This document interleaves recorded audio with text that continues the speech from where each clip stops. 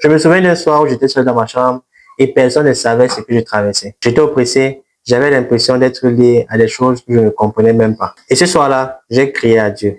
Personne n'a imposé les mains sur moi. C'est dans ma propre chambre que Jésus m'a délivré. Et aujourd'hui, je vais partager avec toi comment tu peux prier pour ta propre délivrance, pas de la théorie, mais de la pratique. Reste bien jusqu'à la fin de cette vidéo parce que je vais te partager un modèle simple que tu pourras faire aujourd'hui même. Si tu es nouveau ou nouvelle, abonne-toi sur cette chaîne parce que nous partageons chaque semaine 2 vidéos qui peuvent te bénir, t'édifier et te pousser à aimer le Seigneur davantage. Clique sur la cloche de notification pour être la première personne informée lorsque nous allons publier une nouvelle vidéo. Si c'est déjà fait, let's go.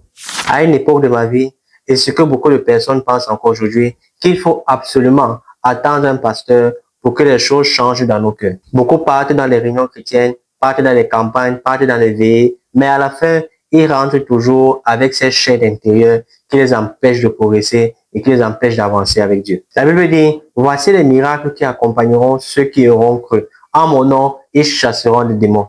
J'ai compris au travers de ce verset que ce n'était pas seulement réservé aux pasteurs, c'est réservé à ceux qui croient en Jésus-Christ.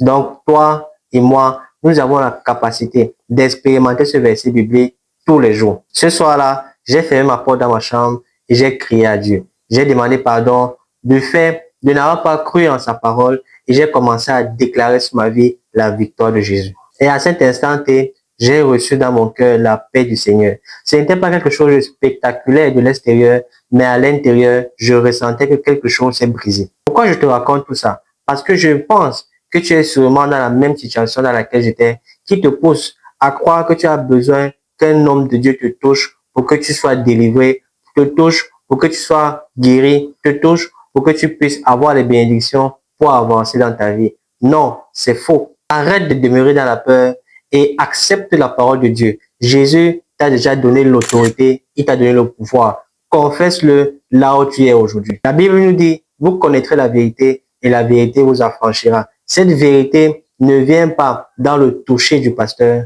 mais cette vérité vient dans ta foi en la victoire de Jésus-Christ. Et cette victoire, Jésus t'a déjà donnée en te disant qu'il t'a racheté, qu'il t'a délivré. Qu'est-ce que j'ai fait concrètement? J'ai commencé par ouvrir mon cœur, à parler à Jésus. Parfois, on ouvre certaines portes à l'ennemi parce qu'on veut tout garder en soi et ça nous empêche de progresser. C'est comme un poids qui nous empêche de recevoir la paix de Dieu et de commencer notre marche spirituelle dans de bonnes conditions avec Dieu. Il faut être sincère, il faut parler à Dieu, lui parler de ton péché, lui parler des situations qui t'empêchent de progresser, lui parler des situations qui t'empêchent de le glorifier et tu verras comment petit à petit, il va commencer à agir dans ta vie. Pourquoi? Parce que la Bible nous dit que si nous confessons nos péchés, il est fidèle et juste pour nous les pardonner. La première étape vers la délivrance du Seigneur, c'est d'être sincère avec lui et d'ouvrir ton cœur. Ensuite, j'ai commencé par proclamer la parole de Dieu, déclarer cette parole de Dieu sur ma vie. Seigneur, tu as déjà brisé mes chaînes. Je suis libre. Je marche dans la liberté. Je marche dans ta victoire. Je suis délivré. Par ta grâce, j'expérimente tes bontés dans ma vie chaque matin. Et aujourd'hui, la situation par laquelle je passe n'est pas une situation définitive, car tu as déjà apporté la solution, Seigneur. Tu dis dans ta parole que nous avons vaincu, Seigneur, par le sang de l'agneau et par la puissance de notre témoignage. Je déclare, Seigneur, ta parole sur ma vie et je suis libre. Je marche dans ta liberté à partir d'aujourd'hui. Ça peut être très banal, très simple, mais je te rassure, c'est très puissant. La troisième chose que j'ai faite, c'est que j'ai aussi commencé à renoncer à certaines pratiques, à certaines habitudes qui ne glorifiaient pas Dieu. Car parfois, il est très important de déclarer ses propres choses avec ta propre bouche. Seigneur, je renonce à telle chose. Seigneur, je me sépare de telle personne. Seigneur, aujourd'hui, je décide de marcher dans tes voies et de renoncer à telle habitude ou à telle pratique qui m'empêche de venir à toi, qui m'empêche de progresser avec toi. C'est très important. Si tu veux expérimenter ta propre délivrance, c'est par cette méthode que tu pourras toucher le cœur de Dieu et te rapprocher devant le trône de la grâce avec foi et assurance. Lisons ensemble ce que la Bible nous fait comprendre dans le livre de 2 Corinthiens 10, verset 4. Car les armes avec lesquelles nous combattons ne sont pas charnelles, mais elles sont puissantes par la vertu de Dieu pour renverser les forteresses. Quand j'ai commencé à renoncer à certaines pratiques, à certaines habitudes qui ne glorifiaient pas Dieu, j'ai ressenti une liberté, la liberté du Seigneur.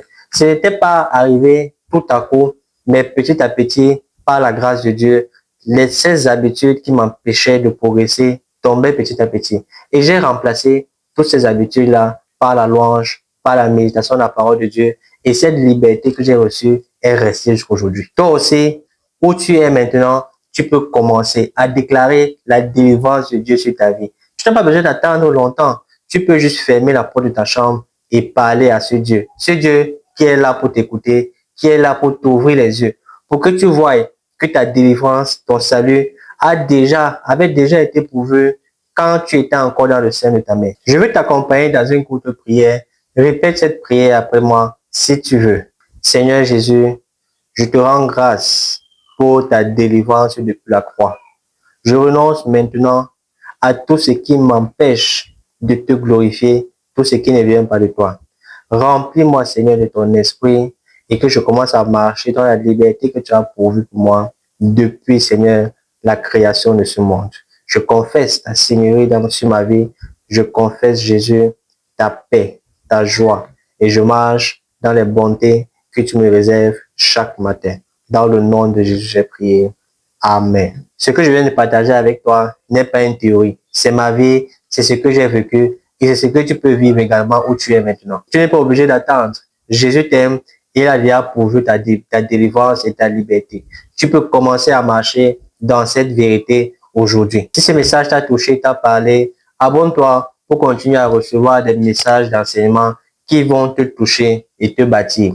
Partage ton expérience en commentaire ou écris juste un message qui pourra édifier quelqu'un d'autre et pousser les gens à aimer le Seigneur davantage. Mais surtout, je veux que tu partages cette vidéo à quelqu'un qui doit savoir que la délivrance est possible pour lui, même dans sa chambre. Que le Seigneur te bénisse abondamment et te rend libre dans tous les domaines de ta vie.